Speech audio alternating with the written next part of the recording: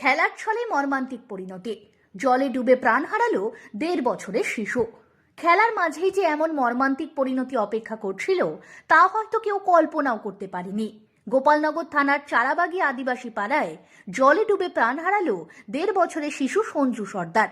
মুহূর্তের অসাবধানতায় একরত্তি শিশুর জীবন থেমে গেল জলের তলায়। স্থানীয় সূত্রে জানা গিয়েছে এদিন শিশুটির মা দিদার কাছে সঞ্জুকে রেখে ব্যাংকের কাজে বাইরে গিয়েছিলেন। সেই সময় এলাকার আরো কয়েকজন শিশুর সঙ্গে খেলতে বেরোয় সঞ্জু। পরিবারের দাবি 1.5 বছরের শিশুটি এখনো ঠিকভাবে হাঁটা চলা শিখে ওঠেনি। খেলতে খেলতেই জলাশয়ের পাশ দিয়ে যাওয়ার সময় হঠাৎই পা পিছলে জলে পড়ে যায়। সঙ্গে থাকা অন্য শিশুরা বিষয়টি বুঝতে পেরে চিৎকার শুরু করে। স্থানীয়রা ছুটে এসে খোঁজাখুঁজি শুরু করলেও ততক্ষণে জলের তলায় তলিয়ে গিয়েছিল শিশুটি। পরে জল থেকে উদ্ধার করা হয় নিথর দেহ। ব্যাংক থেকে ফিরে এসে সন্তানের এমন পরিণতি দেখে ভেঙে পড়েন মা। একমাত্র সন্তানের অকাল প্রয়াণে শোকস্তব্ধ গোটা পরিবার।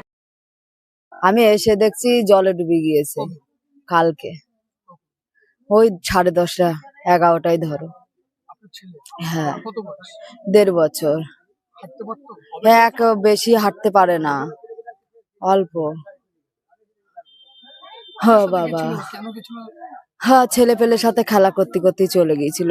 এই একটা ছেলে পেলে, ওই দেখো ওই বাচ্চা ছেলে পেলের সাথে খেলা করতে করতে চলে গিয়েছিল।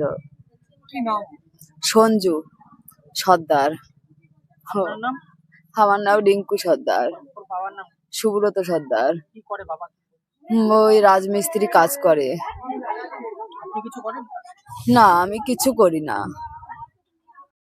বাবা পেশায় রাজমিস্ত্রি। ঘটনার খবর পেয়ে গোপালনগর থানার পুলিশ দেহ উদ্ধার করে ময়না তদন্তের জন্য পাঠায়। পুলিশ জানিয়েছে প্রাথমিকভাবে এটি জলে ডুবে প্রাণ হারানোর ঘটনা বলেই মনে করা হচ্ছে, তবে পুরো বিষয়টি খতিয়ে দেখা হচ্ছে। 1.5 বছরের শিশুর এমন করুণ পরিণতিতে গোটা চারাবাগী